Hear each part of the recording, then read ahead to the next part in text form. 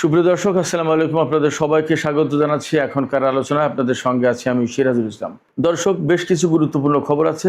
সবচেয়ে গুরুত্বপূর্ণ খবর হচ্ছে পারস্য উপসাগরীয় অঞ্চল থেকে সামরিক ঘাঁটি সরিয়ে নেওয়ার চিন্তা করছে মার্কিন সামরিক বাহিনী সেন্টকম। সেন্টকমের বরাত দিয়ে জেরুজালেম পোস্ট এই খবর দিয়েছে। এই খবরের গুরুত্ব কি, কেন এই বিষয়টা ভাবছে সেন্টকম এবং এর পেছনে ইরান যুদ্ধের প্রভাব কি, এ বিষয় নিয়ে আমি বিস্তারিত কথা বলবো আশা করি। এর পাশাপাশি আরও থাকবে সৌদি আরব থেকে নতুন করে ইরান 5টি বোয়িং বিমান পেয়েছে।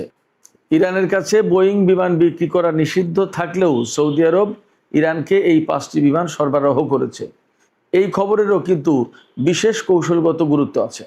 এদিকে ইরানের প্রতিরক্ষা মন্ত্রী আজ অর্থাৎ 3 জুলাই শুক্রবার 2026 সাল তুরস্কের প্রতিরক্ষা মন্ত্রীর সাথে টেলিফোনে কথা বলেছেন এবং সেখানে আঞ্চলিক জোট গঠনের গুরুত্ব অত্যন্ত জোরালো ভাষায় তুলে ধরেছেন ইরানের প্রতিরক্ষা মন্ত্রী। তুরস্কও একইভাবে মনোভাব ব্যক্ত করেছেন। সুপ্রিয় দর্শক, এই সব বিষয় নিয়ে এখনকার ভিডিওতে আলোচনা করব। আশা করি আপনারা শেষ পর্যন্ত সঙ্গে থাকবেন, আর ভিডিও ভালো লাগলে লাইক কমেন্ট শেয়ার করবেন এবং চ্যানেলটি সাবস্ক্রাইব করে সাথেই থাকবেন। দর্শক, চলুন বিস্তারিত আলোচনায় চলে যাই। দর্শক, প্রথমেই বলছিলাম সেন্টকম উপসাগরীয় অঞ্চল থেকে সামরিক ঘাঁটি সরিয়ে নেওয়ার বিষয়টি চিন্তা করছে। এই বিষয়টি এখনই চূড়ান্ত হয়নি, কিন্তু চিন্তাভাবনা করছে। এই যে চিন্তাভাবনা করছে, এটাই কিন্তু আসলে সারা বিশ্বের জন্য একটা বড় বিরাট পরিবর্তন। পাশাপাশি ইরান যুদ্ধের সবচেয়ে বড় প্রভাব, এতে কোনো সন্দেহ নেই।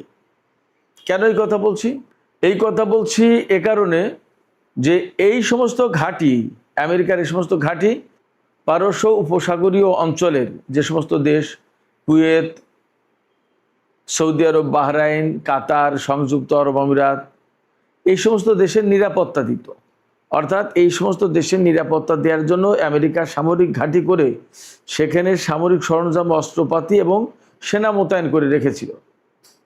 এই সমস্ত দেশকে সবসময় বোঝানো হয়েছিল ইরানের বিপ্লবী সরকার পারস্য উপসাগরীয় এই সমস্ত দেশের জন্য মারাত্মক ঝুঁকি, বিপদের কারণ। যে কোনো সময় ইরান হয়তো এই সমস্ত দেশের ওপর হামলা চালাবে, বা ইরান এই সমস্ত দেশকে অস্থিতিশীল করে লোকাল লোকজনকে ক্ষমতার দিকে ধাবিত করবে। অর্থাৎ রাজতান্ত্রিক দেশগুলো যে রাজতন্ত্র কায়েম রয়েছে, সেই সমস্ত রাজতন্ত্র উৎখাত করে দিয়ে হয়তো জনগণের সরকার প্রতিষ্ঠিত হবে, এই সমস্ত ভয়ভীতি দেখানো হতো। কিন্তু এখন ইরানের সাথে যুদ্ধের পরে আমেরিকার এই ঘাঁটিগুলো নিজেরাই এখন নিরাপদ না। প্রত্যেকটা ঘাঁটি মারাত্মকভাবে ক্ষতিগ্রস্ত হয়েছে ইরানের হামলায়। কোনোটা এমন বেশি ক্ষতিগ্রস্ত হয়েছে যে সেই সমস্ত ঘাঁটি আর কার্যকর নেই, কাজ করার মতো নেই, ব্যবহারের করার মতো নেই। এমনকি কোনো ঘাঁটিতে আমেরিকার সেনাদের থাকার কোনো জায়গা নেই। এইরকম খারাপ অবস্থা, এরকম মারাত্মকভাবে আঘাতপ্রাপ্ত হয়েছে এই সমস্ত ঘাঁটি, একেবারে তছনছ হয়েছে। এছাড়া কয়েকদিন আগে তো খবর বেরিয়েছে যে বাহরাইনের যে 5ম নৌবহরের ঘাঁটি, এই ঘাঁটি একেবারে ইসরায়েলে সরিয়ে নেবে আমেরিকা। তো এই যে পারস্য উপসাগরীয় এলাকা থেকে আমেরিকা বিভিন্ন ঘাঁটি সরিয়ে নেওয়ার চিন্তা করছে, এই চিন্তা করার মূল কারণ হচ্ছে যে এই সমস্ত ঘাঁটি এখন আর মোটেই নিরাপদ না। যেখানে এই সমস্ত ঘাঁটি এবং মার্কিন সেনারা আরব দেশগুলোকে নিরাপত্তা দেবে, সেখানে সেই সমস্ত ঘাঁটিই তো ধ্বংস হয়ে গেছে, নিরাপদ না। অতএব তারা আর কীভাবে নিরাপত্তা দেবে? ফলে নিজেরা এখন সরে যাওয়ার চিন্তা করছে। তারা এখন ইরানের এত কাছে, একদম ইরানের ক্ষেপণাস্ত্র ড্রোনের নাগারের ভিতরে থাকা, এখন নিজেদেরকে আনসেফ মনে করছে। যেখানে একসময় আমেরিকার ভয়ে পৃথিবী থরথর করে কাঁপত, সেখানে এখন ইরানের ভয়ে আমেরিকার এই সমস্ত সামরিক ঘাঁটি সরিয়ে নিতে হচ্ছে। This is reality. এই জায়গায় একদম অনিবার্যভাবে বলা যায় যে মধ্যপ্রাচ্যের পরিস্থিতি বদলে গেছে এবং আরও বদলাবে। আর এর সুর ধরে, এর হাত ধরে আন্তর্জাতিক অঙ্গনেও কিন্তু বড় রকমের পরিবর্তন আসবে। শুধু মধ্যপ্রাচ্যের ক্ষমতার ভারসাম্যে পরিবর্তন হচ্ছে না, অর্থাৎ ক্ষমতার ভারসাম্য আমেরিকার দিক থেকে ইরানের দিকে ঝুঁকে পড়ছে না, আন্তর্জাতিক অঙ্গনেও এই একইভাবে বিষয়টা ঘটবে। যদি এমনটি হয় তাহলে কি হবে? আমেরিকা যদি ঘাঁটিগুলো সরিয়ে নেয় তাহলে এই সমস্ত দেশের নিরাপত্তার কি হবে? আমি ব্যক্তিগতভাবে মনে করি যে এই সমস্ত দেশের নিরাপত্তার কোনো সংকট সমস্যা হওয়ার কথা না। কারণ এই অঞ্চলে ইরান, সৌদি আরব, কুয়েত, কাতার, সংযুক্ত আরব আমিরাত, ওমান, ওপাশে ইরাক, বাহরাইন সবই খুব কাছাকাছি দেশ, সাগরের এপার ওপার দেশ। আবার একেবারে প্রতিবেশী দেশ ইরাক, কুয়েত, ইরানের, এগুলো খুব প্রতিবেশী দেশ। তো এই সমস্ত যেহেতু খুব কাছাকাছি দেশ, মুসলিম ভ্রাতৃপ্রতিম দেশ এবং সুদীর্ঘকালের বিভিন্ন রকমের ইতিহাস, ঐতিহ্য, অনেক কিছুর মেলবন্ধন রয়েছে। সর্বোপরি ইসলামের আগমনের ফলে এই প্রত্যেকটা দেশ এই একই ধর্মের আশ্রয়ে, একই ধর্মের ছায়াতলে, প্রত্যেকটা দেশ মুসলিম দেশ। হয়তো শিয়া সুন্নির কিছুটা পার্থক্য আছে, কিন্তু আফটার অল তো সবাই মুসলমান। এই বিষয়গুলো এখন একটা বড় ফ্যাক্টর হয়ে দাঁড়াবে। বড় আঞ্চলিক স্থিতিশীলতা বা একটা ঐক্য বা প্রতিবেশী সুলভ সম্পর্ক গড়ে ওঠার ক্ষেত্রে এই বিষয়গুলো এখন ভূমিকা রাখবে। এই যে সৌদি আরব আজকে ইরানকে নিষেধাজ্ঞা উপেক্ষা করে 5টা বিমান দিয়েছে, বোয়িং বিমান। ইরানের মাহান এয়ারলাইন্স এই বোয়িং বিমানগুলো ব্যবহার করবে। এইগুলো সেকেন্ড হ্যান্ড বিমান, অর্থাৎ ব্যবহার করা বিমান, কিন্তু বিমানগুলো কার্যকরী। ইরান যেহেতু পাচ্ছে না, তার বিমানের সংকট, সেক্ষেত্রে সৌদি আরব এই 5টা দিল। হয়তো টাকা নিয়েছে, বাট দিয়েছে। তো আমেরিকার নিষেধাজ্ঞা উপেক্ষা করে এই 5টা বিমান দেওয়া মানে সহজ কথা না। সৌদি আরবে আমেরিকার নিষেধাজ্ঞা উপেক্ষা করছে, বিশ্বে পরিবর্তন হয়ে গেছে না, আর বাকি আছে। তো এই খবর বেশ কয়েক জায়গায় এসছে। এর আগেও 2025 সালে 5টি বোয়িং বিমান কিনেছিল, ওইরকম সেকেন্ড হ্যান্ড বিমান। সেটা সিঙ্গাপুর থেকে অস্ট্রেলিয়া নিয়ে, তারপরে আর এক কোম্পানি ভিয়েতনামে নিল, তারপরে ইরান সেখান থেকে নিল, নানান কাহিনী করে। বাট মার্কিন নিষেধাজ্ঞা ফাঁকি দিয়ে বিভিন্ন কায়দায় এগুলো নেওয়া হয়েছে। চলতে তো হবে পথ।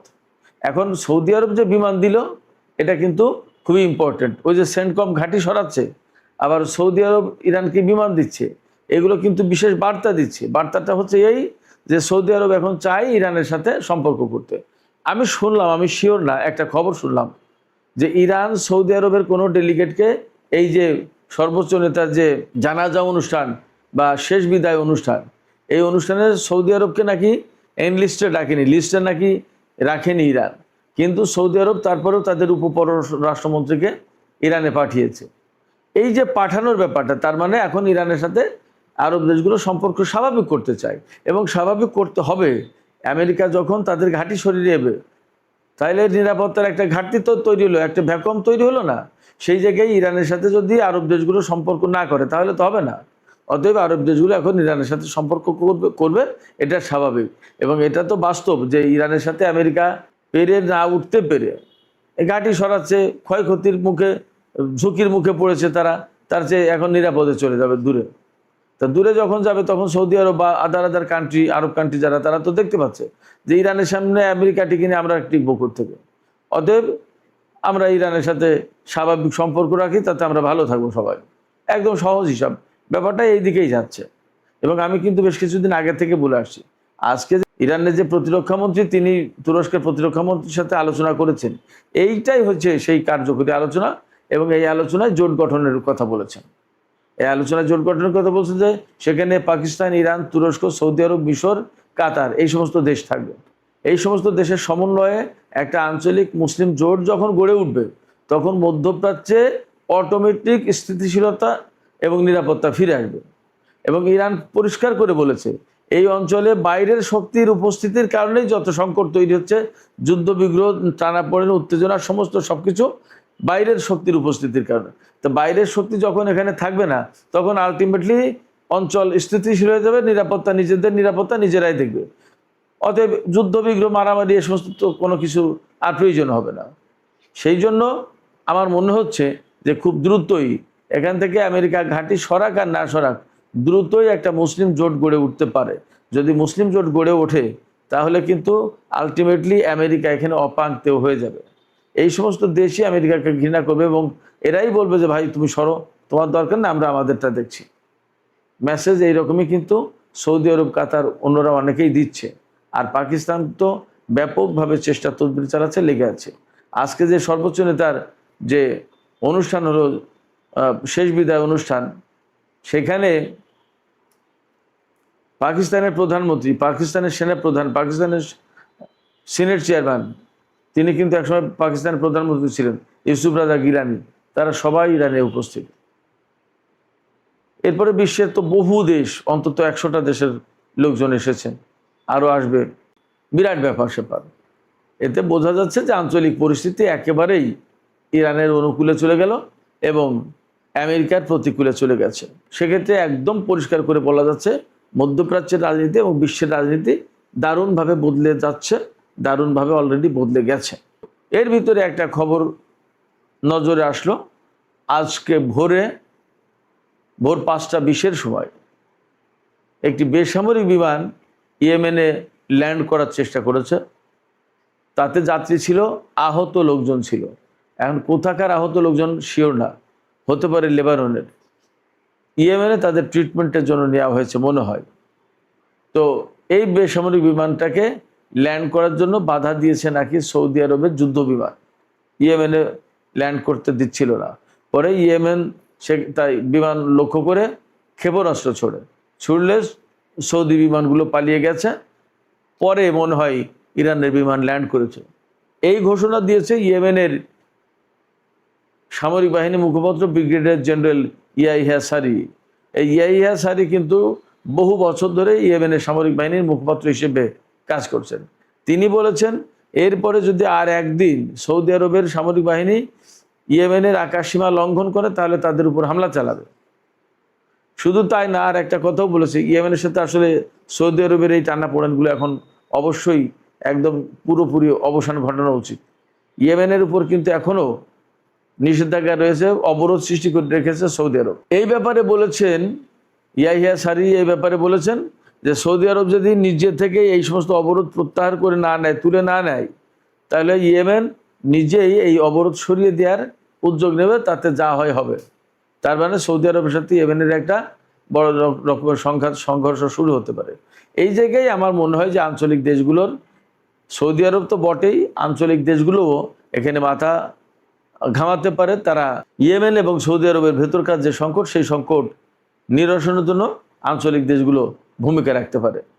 সুপ্রিয় দর্শক, এখনকার আলোচনা এখানে শেষ করতে চাইছি। যাবার আগে আপনাদের কাছে জানতে চাই, আপনাদের কাছে আমার প্রশ্ন, যে আসলে যে প্রেক্ষাপট তৈরি হয়েছে, পারস্য উপসাগরীয় দেশগুলো থেকে আমেরিকা তার ঘাঁটি সরিয়ে নেওয়ার চিন্তা করছে, এই প্রেক্ষাপটে এই সমস্ত দেশের নিরাপত্তার ঘাটতি সৃষ্টি হবে। এই ঘাটতি মোকাবেলার জন্য কি একটা সামরিক জোট জরুরি, নাকি ইরানের সাথে স্বাভাবিক সম্পর্ক হলেই বেশি মঙ্গল? আপনাদের কি মনে হয়, নাকি দুটোই প্রয়োজন? আপনাদের মতামত জানিয়ে কমেন্টে লিখতে পারেন। আর ভিডিও ভালো লাগলে লাইক, কমেন্ট, শেয়ার করবেন এবং চ্যানেলটি সাবস্ক্রাইব করে সাথেই থাকবেন। দর্শক, আপনারা সবাই অনেক অনেক ভালো থাকুন। আল্লাহ হাফেজ।